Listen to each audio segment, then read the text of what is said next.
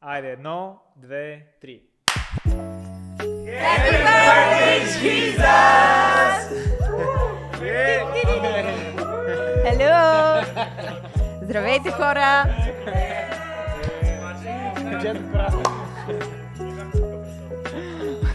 Те поддържат дивана. Хора, както виждате, има някои нови лица сред нас и както виждате, липсват някои лица. Нашия скъп Кирец се дипломира от екипа на Зоют. Всичко е наред, жив е, добре, много е щастлив даже, просто се ожени. Та-да-да, честит Кирец, обичаме те, обичаме ви. И също, както може би забелязвате, не сме в хола ни. Да, чакайте, оставете хола. Преди това имаме нови лица сред нас. Това са във ваше ляво Тереза Вангелова. Аплодисменти! Във ваше средно Стели и Дива! И самката има брада и тя е с нас тази вечер. Самката е Young Jesus. И тук има едно поразнало бебе в корема, което може и да е излязло преди епизода. Гадъсото, кое ще излезе първо? Кой ще е кокошката, кой ще е яйцето? Добре, добре, вече да засегнем и холната обстановка. Както виждате, не сме в нашия хол, но всъщност по твист ние имаме повече от един хол. Точно. Това също е нашия дом, a.k.a. Zoe West, където също прекарваме 80% от живота си. Shout out for the burning ones. И да, така че това отново е холът ни. Просто на друг адрес. Някой нещо? Айде, тръгвайте се. Айде, чао. Спускаме бандата. Чао. Като си тръгвате, пуснете таймера. Да, може би да кажем, че от тук нататък най-вълнуващото е, че всеки епизод ще бъде в различна конфигурация на нашия тим, което означава, че всеки епизод ще има различна дискусия, различна тема и различни откровения. Бам-бам. Да, Влади, за какво ще си говорим днеска? Днес Сме се събрали. Днес ще си говорим за една много важна тема. Това е темата за единството. Единството е нещо, което гори в нашите сърца. Единството е нещо, което аз съм сигурен, че гори в сърцето на Бог, защото го виждаме в толкова много стихове, виждаме го в живота на Исус. И най-важното нещо е, че единството гори супер много в сърцето на нашите пастори, които ни водят в това нещо. Така че благодарим ви за това, За което примера, ни въвличате, за да. примера. Да. Да. Истината е, че извън камерите, нали, просто в нашите разговори, това според мен е тема, която толкова много сме си говорили и е наистина нещо, което е толкова основна част от това, което сме. Не защото някакси това е правилното нещо, което вярваме, ами просто защото както и Влади каза, вярваме, че това е нещо, което Исус носи в своето сърце и просто то е пропито в всяка една негова проповед, в всеки един жест, във всяка една история. Просто виждаме как наистина сърцето на Исус е обединяващо. И това да проповядва любов и единство е толкова основно. Да. Така че за това ще си говорим днес. Кой иска да започне? Всъщност, мога ли аз да започна? Добре. Ти започни, Криска. Знаеш какво? Между другото, може ти да започнеш. Аз ли? Хора, аз мога ли да започна? Аз да започна? Добре. Okay. Или всъщност, ако искаш ти да започнеш. Аз ще започна. Добре. Защото така се завърши. Мисля, че било най-добре, ако ти започнеш. Story time. Имах в първи курс в NAPFIS, не знам защо, учихме Всъщност знам защо учихме история на изкуството, но бяхме се разделили, случайно така си теглихме теми за различни периоди от световната история и всеки трябваше да подготви презентация. И на мене ми се падна историята, всъщност периода от човешката история, свързан с Юдея. И точно около времето, в което Исус е живял. И всъщност направих една презентация за какви са били различните видове хора в обществото, когато Исус е бил на земята. И тогава нещо, което ми направи впечатление, изследвайки цялата тази тема, е колко е скандално, колко различни хора Исус избира да има в своята компания. Да. В смисъл, ние четем, нали, за 12-те ученици, знаем ги по име, Евангелия, нали, разпознаваме ги, обаче аз до тогава, примерно, не се бях замислил наистина колко са различни и как наистина вярвам, че не е случайно, че Исус избира всеки един, защото той ни показва примера за единство. И съм си извадил тук съвсем накратко какви хора всъщност Исус избира между своите апостоли. Това са 12 човека, които след това виждаме, че променят света и наистина обръщат тогавашния модерен свят с краката нагоре. Но от една страна Исус избира рибари и земеделци. Това са били обикновени хора, които са се занимавали с обикновени професии. Петър, Андрей, Яков и Йоан. Нали, били са просто някакви рибари от Галилея. След това избира образовани и социално активни хора, като Матей, който е бил бирник или така наречен бирник, но всъщност събирач на данъци, работил е за Римската империя. Това са били най-мразените от евреите хора, защото са работили за врага. Нали? Те са обикаляли, много често те са били корумпирани, събирали са повече, защото са имали власт, повече отколкото е трябвало. И като цяло евреите и юдеите супер много са ги... Аз си мислих, че бирниците са наречени бирници, защото са пиели бира. Да, и аз така. Бирник! Но от една страна Исус привиква в своята компания Матей и от друга страна Симон Зилота. Зилотите са били тогавашните буквално терористи. В смисъл, те са правили атентати умишлено срещу Римската империя. Те не са могли да се дишат с бирниците, с хората, които са събирали данъци, защото това е все едно, нали, да събереш хора от два противоположни противоположни полюса.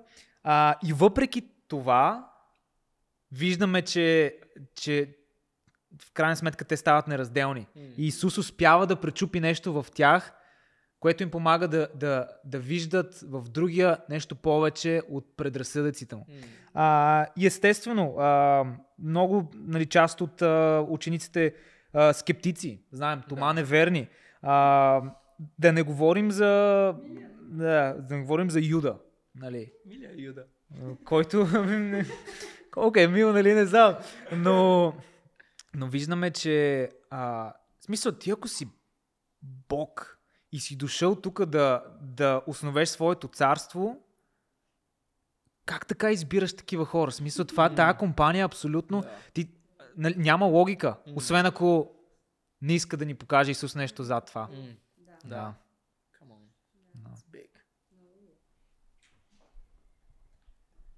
И как така избира хора като нас? Да. Просто мислейки за времената, в които живеем и социални мрежи, всичко, което се случва там, много често се случва да си говорим или дори да виждам мои приятели, които са невярващи и са такива, защо всички християни постоянно се джавкат, нали, в социалните мрежи и всички спорове и най-грозни неща стават между вярващи. Така че ако вие сте някой, който може би не вярва в Исус или пък вярва в Исус, но не усеща, че е неговото нещо да ходи на църква или така нататък, просто искаме да се извиним с една дума от името на евангелските църкви, ако Исус не е бил представен такъв какъвто е. И ако нещото, което не сте виждали, поглеждайки към вярващите, не е било любов, не искаме да се извиним, защото всичко, което Исус е, че Той е любов.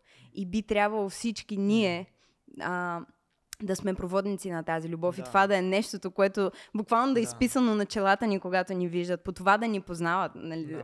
Да си казват, тия нещо, прекалено много любов бликат от себе си и би трябвало да познават Исус. И това е нашата мисия, това е една от нашите цели е наистина да можем да представяме Исус такъв, какъвто е наистина. Защото той е пълен със състрадание. Той е толкова обичащ, толкова търпелив, толкова приемащ, толкова уникален. И ние искаме да следваме неговия пример. И много често напоследък се хващам в някакви ситуации, в които ако допреди съм реагирала много първосигнално или по-емоционално, то сега забелязвам как все по-често си задавам въпроса: окей, в момента в тази ситуация или в този разговор или в тази случка, как би реагирал Исус, ако беше на мое място? И често пъти това ме кара да си замълча за неща, да си задържа езика, защото много пъти в нашата, бих казала гордост, защото смятам, че всеки един от нас до някаква степен се бори с гордост и това да си мисли, че в неговата глава всичко е най-подредено, неговите вярвания са най-правилните. Много често в нашата гордост прибързваме и когато погледнем после не сме действали наистина много като Исус. Така че ние се опитваме и сме на едно такова journey, заедно с целия Zoe да поставим едни нови стандарти в нашето поколение за любов и за приемане.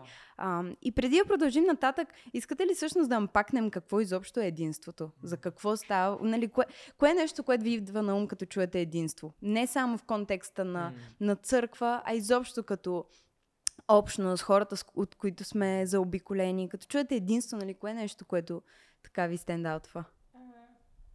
Аз мога да кажа, че мислейки си за единство, винаги си представям Лего. Аз не съм строила Лего като малка, нашите не можеха да си позволят да ни купуват, но наскоро правихме някакъв проект в университета и всъщност радяхме Лего и просто гледайки всяка отделна част си казвам, изглеждат много интересно по-отделно, ама честно казвам нямат много смисъл. Някакви готини са. Обаче в случая ние правихме приказки всъщност. Идеята беше да нарисуваме една от картините на приказката с парчетата Лего.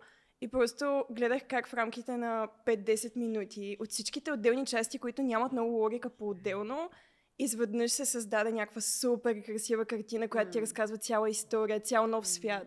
Буквално цели вселени бяха създадени с всяко парченце. И виждам как в това нещо... това е единството за мене. Всяко парче да е на правилното място и да пасва и да поддържа останалите по такъв начин, че да разкрива цялата картина и цялата история. Вау. Много яко.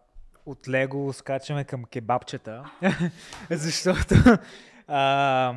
като каза единство, буквално тази седмица се видях с един приятел, който ми разказа, той е 10 години по-голям от мен, но ми разказа, че 94-та година, когато България отива на световното и става четвърти, нали така? Да. Всъщност вечерта, когато е бил матча... Всички са родени след той е бил на 7 години тогава, но ми каза, аз от тогава си спомням вечерта на този матч, целият център беше затворен и всички хора, независимо от професии, колко са богати, бяха навън на улиците, имаше огромна маса и се подаваха едни кебабчета. И вика, понеже и той също е вярващ, вика колко е силно, когато имаш една обща любов. И това колко много обединява хората. Така че като каза единство, някак си представих. Той каза директно, там на малките 5 кюшета, в центъра и така от петте улици просто са съединявали маси и хора са си подали кебабчета, но това е единство, когато имаш... Хайде да го направим. Добре, само трябва да бием на световното. Добре. Това е. Единството е възможно, просто трябва да осъзнаем, че има много повече неща, които ни правят еднакви, отколкото ни разделят. Много е яко наистина, как каза, че са били обединени от една любов, една страст. И смятам, че това е най-лесното нещо, по което да се водим. Не е нужно да сме еднакви, не е нужно да се обличаме еднакво, да изглеждаме еднакво, да говорим еднакво, да харесваме едни и същи неща или да правим нещата по еднакъв начин. Напротив, красотата е в разнообразието и всеки открива себе си и намира дом при определена група хора, с които споделят същата страст. Но си забравих мисълта. Това, което исках да кажа, че особено ние като вярващи, Библията говори за църквата и я показва като едно тяло, дори човешко тяло с различни части. И всяка част има различната функция. Ръцете си имат своя функция, краката си имат своя функция, очите, сърцето, бъбрека, далака, всичко си има функция. И не можем да кажем, че една част е по-важна от друга, че една част е по-правилно създадена от друга, че една част функционира по-добре от друга. Естествено, нали, ако не боледува нещо. Но затова е толкова красиво, както Тери каза примера с легото, че единствено тялото ни може да функционира така, както Бог го е създал, когато всички части са заедно. И не е нужно, отново казвам, не е нужно да изглеждат по еднакъв начин и да са в перфектен синхрон за всяко нещо, но когато са на тяхното място, което е поставено, всичко придобива смисъл и започва да функционира. И много ми харесва един стих. Веднага, когато си мисля за единство, аз пък се сещам от Псалми 133, където се казва колко е красиво и приятно и сладко, когато вярващите са в единомислие, в единодушие и в единство. И се казва, че всъщност единството е мястото, на което Господ заповядва своето благословение. И това носи със себе си доста голяма тежест, което ме кара да се замисля какво се случва, ако единството липсва. Да, вау. Първото нещо, което ми дойде на ум, когато каза единство, беше Божията перспектива, неговата гледна точка. И буквално точно както Крис подели, когато Исус видя тая разнообразна цветна група от хора, той всъщност видя нещо много повече, което може би те самите, ако бяха попаднали в една стая, нямаше да могат да видят без перспективата на Исус. И аз просто си мисля как буквално и ние сме толкова различни, обаче реално това, което Исус е видял в нас и ни е събрал заедно, и аз сега мога да видя, че нашите различия всъщност ни правят по-силни, обединяват ни и ни помагат да покрием много по-голяма площ, отколкото ние самите или само с хора, които приличат на нас, бихме могли да покрием. Да, и просто е много е ценно, много е важно за мен това нещо. И реално в Евангелието от Йоан 17 глава Исус казва нещо много яко в 22 глава. 22 стих, да, всъщност. Да, точно 22. Там Исус казва: и славата, която ти ми даде, аз я дадох на тях, за да бъдат едно, както ние сме едно. Буквално Исус каза на Отец: славата, която ти ми даде, аз я давам сега на тях, за да могат те да бъдат едно, както ние сме едно. Което означава, че когато ние не сме едно, точно както Деби каза, когато тялото страда, славата не слиза върху нас по начина, по който Исус е предопределил да слезе. Което означава, че хората не могат да разпознаят Исус в нас, защото Неговата слава не е върху нас, когато ние не сме в единство. И затова си мисля колко е важно. Колко е важно да живеем в единство, за да бъдем благословени, за да може другите да познаят Исус в нас. И не е ли това най-важното? Не е ли това смисъла на живота ни и призива, с който всеки един от нас е изпратен, да може Исус да бъде видян такъв какъвто е? И в Словото се казва, че по нашата любов един към друг те ще познаят Него. И просто се замислих как с времето... Аз съм бил от другата страна. Осъждал съм толкова много хора и съм говорил срещу толкова много хора, не разбирайки и не виждайки Словото и не виждайки сърцето на Исус, което седи зад единството. Но сега съм от другата страна, благодарение на нашите пастори, на жена ми. И съм благодарен за това. И мога да видя една друга история, която се намира в Лука 7 глава, как Исус беше поканен от един човек в дома си. И Исус се съгласи и отиде в дома му. и докато ядяха и му задаваха въпроси, Исус говореше с тях. Исус, нещо, което винаги ме е впечатляло в Исус, как Сина на Бог слиза на човешкото ниво, слиза на нивото на разбиране на всеки един човек. И реално Исус лезе на тяхното ниво, влезе в дома на този човек, който считаше себе си за по-праведен от останалите и разговаряше с тях. И в момента, в който разговаряше с тях, влезе една жена, която изля цял съд с благоуханен парфюм, благоуханно миро в краката на Исус, нещо толкова скъпо. И първата мисъл в ума на Симон, при който Исус беше отишъл, беше: ако той знаеше колко грешна е тази, никога нямаше да й позволи да направи това. Обаче много ми харесва перспективата на Исус, защото това, което Исус каза, беше, че идвайки в дома ти, Симоне, аз почетох начина, по който ти ми се покланяш. Ти ме покани на масата си и започна да ми задаваш въпроси и аз приемам твоята почит и идвам и отговарям на твоите въпроси. Но тя избра да ми послужи по различен начин, който може би е екстравагантен за теб и който ти не можеш да разбереш в ума си, но аз приемам и него. Много красиво. И просто смятам, че доста често не се разбираме един друг по начина, по който служим на Исус, по начина, по който откликваме в хваление, по начина, по който откликваме на Словото, по начина, по който откликваме в различни ситуации в живота ни. Обаче по-важното е как Исус ни вижда. Защото аз мога да видя някой и да си кажа, точно като Симон, надали Исус ще приеме такъв вид хваление. Обаче кой съм аз да ставам съдия на това как Исус би откликнал, как сърцето на Исус би откликнал в на определено хваление. И имаше нещо друго, което си записах. Искам да ви го прочета. В Яков. Намира се в Яков 11. Яков 4 глава, 11 и 12 стих. И лично за мен е много силно, защото ние като хора доста често забравяме едно нещо и то е, че ние не сме съдии. Ние не сме изпратени за да бъдем съдии, ние сме изпратени за да обичаме.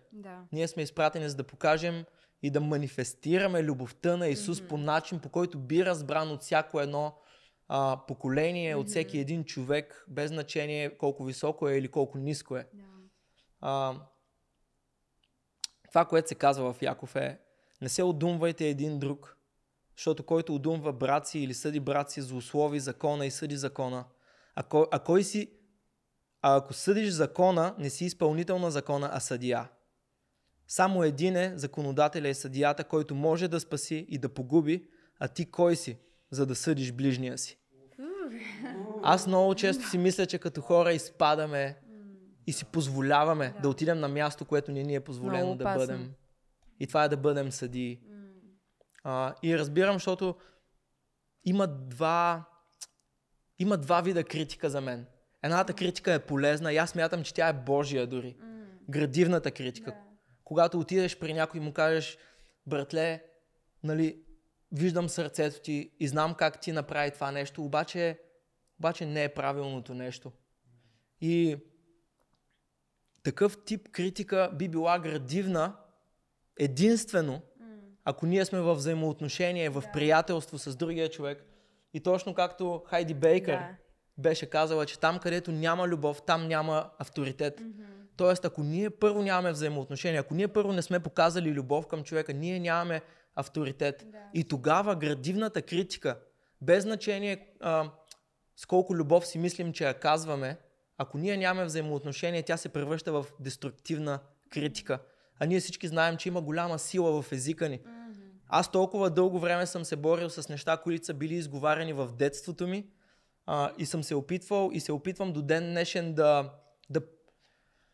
не да превъзмогна, а да заместя думи, които са били изговаряни върху мен с Божието Слово и Неговата истина за моя живот. Но това показва колко силни са думите и колко внимателни ние трябва да бъдем с думите, които използваме. Да, абсолютно. Аз вярвам, че има много по-пълноценен начин, по който да използваме времето си и талантите си и енергията си. И тя е всъщност да градим Божието царство. и да създаваме ученици, да обичаме хората, да му служим с талантите си и с дарбите си. И когато ние сме фокусирани върху задачата, която ни е дадена от небето, надали ще имаме достатъчно време да се занимаваме с други неща и някак ще мислим с по-висока перспектива. Да. И това да свършим, нали? да обичаме хората, след върху това да се фокусираме, нали? Пък ако остане време, което се съмнявам. Да, аз всъщност, за какво го взех? Да. Добре. Аз си мислех за това, че точно Исус дава този по-висок стандарт и ни показва колко по-красиви неща Бог е приготвил за нас и колко по-велика цел имаме и как просто е пълен абсурд да си губим времето в това. И всъщност се замислям, за мен е практически защо е било трудно понякога да се боря за единството и да ходя към него. И си давам сметка, че може би 99% от случаите е защото съм се осланяла на предразсъдъци и на нечии мнения, вместо да отида и да направя крачка към човека. Крачка към хората, крачка към обществото, да вникна в сърцето на това, което всъщност се случва. И тогава е много изкушаващо да влезем в нещата, които Сатана ни говори и в смисъл да слушаме някакви лъжи, вместо да погледнем на истината и на любовта и на връзката, която Бог е приготвил за нас като хора. И просто си давам сметка, че това е по-трудният път. По-трудният път е да направиш ти крачката, ти да се свържеш, да видиш отвъд това, което си чувал, да провериш наистина ли е така, или защо изобщо ще вярваш на нещо, което си срещнал или си помислил. И всъщност там много пъти се губи връзката между нас и съответно няма и единство и няма и благословение в това, което Бог е приготвил. Да. Добре, ако трябва да бъдем по-практични, примерно, ако има човек, който не по някакъв начин дори прави нещо, което ни наранява или косвено, може и да не го осъзнава, как реагираме? Предполагам, не отиваме в онлайн средите да се хапем и да... В смисъл, ако трябва наистина да бъдем практични, какво можем да кажем, нали, поне на нашите младежи, на младежите в църквата? Да. Аз си мисля, че едно от най-важните неща е преди да каквото и да правим, преди на който и друг да споделим, е да отидем при човека, който ни е наранил, да отидем при човека, който може да не е нараняване, може да не го разбираме, може да е казал нещо, което не разбираме, може да не сме съгласни с него и да не го разбираме, но си мисля, че най-важното нещо е преди да си отворим устата, да пишем постове или да правим каквото и друго да отидем при този човек и просто да имаме разговор с него. Вау! Oh, yeah. Нещо ще избухва! Това е бомбата. Готови ли сте да пуснем бомбата? Да, аз бих насърчила. Говорейки особено, нали, ти малко зачекна по-скоро, ако имаш взаимоотношения с този човек, но ако нямаш тази възможност да седнеш очи в очи да пиете по едно хубаво кафе. Аз искам, в момента говоря конкретно на Зои Ют. Искаме да поставим тотален бан на хейт културата. Просто искам да ви насреча ние като поколение да прекратим тази нишка. Знаете ли, понякога хората не го правят с лоши мотиви и лошо сърце, а това е всичко, което са виждали, всичко, което знаят и си мислят, че правят нещо добро. Това не значи автоматично, че те са лоши хора и те събарят царството и така нататък. Но нека просто да покажем, че има и друг начин. Да. Има и друга страна на нещата. И толкова много ме кефи от самото начало, в което съм в София и в Зое. Просто нашите пастори толкова много са държали като част от нашата култура такова. Ние не влизаме в спорове онлайн, ние не коментираме по Фейсбук и по Ютуб. Винаги ще има хейтери. Винаги хора ще инвестират времето си да правят клипове в Ютуб и какво ли не, за всякакви теми, за всякакви личности. Няма нищо ново под слънцето. Но нека ние да пренапишем историята, хора. Нека да теглим чертата и да започнем наново и в поколението след нас това изобщо да не бъде изпомен, да го няма. Но толкова много важно да обръщаме внимание на сърцата си, хора. Чистотата на сърцата ни е от изключителна важност.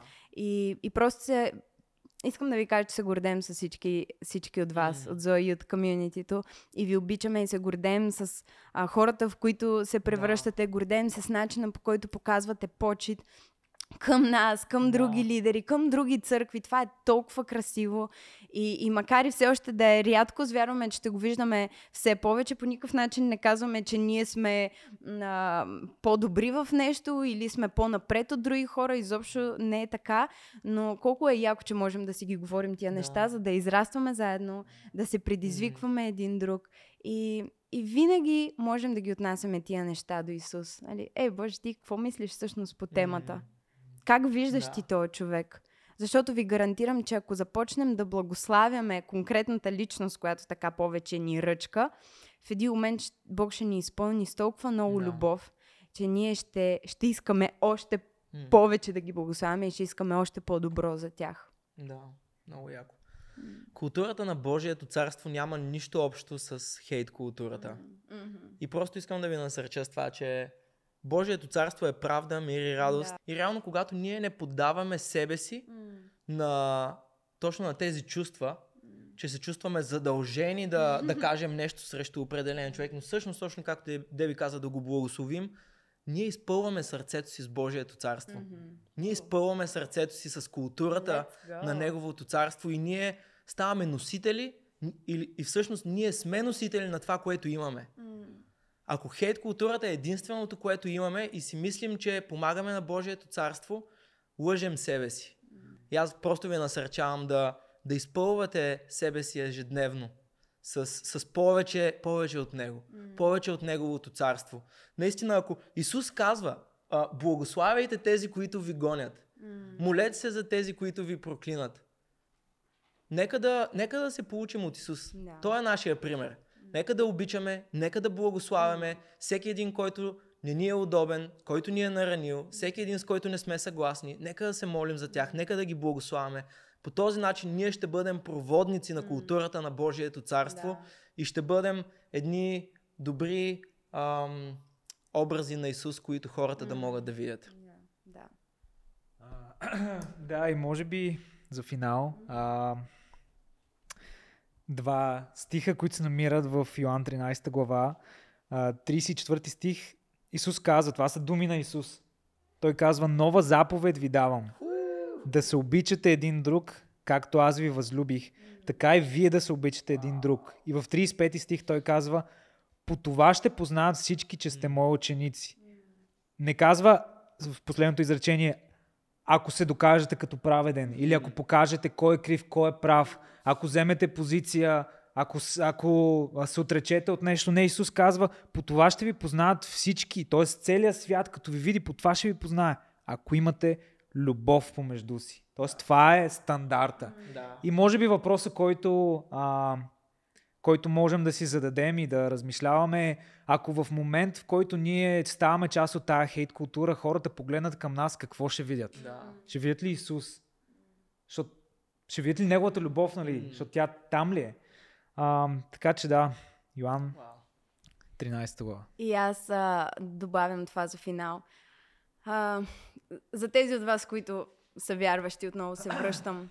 Толкова много всички мечтаем да видим съживленията, за които сме слушали и чували, и виждали кадри, снимки и сме чели за тях. Толкова много ги искаме, но няма как да се случат, докато ние не станем едно. Така че нека да не губим време, а нека да оставим наистина Святия Дух да залее земите ни. And let's change the world, yo. Да, имайте ни благословени празници. Надявам се да сте слушали тази година. И какво? Това е вашия подарък. Починете си хубавичко, презаредете с сърми. И ще се видим до година в началото. И да, ще има още епизоди. Да, ще има още епизоди, така че следете, споделяйте с приятели. Ако знаете, че този епизод ще послужи на някой, който познавате, моля ви се. Моля ви се. Какво правите? В смисъл, въртете му. Моля ви се. И така, добре. Обичаме ви и ще се видим скоро.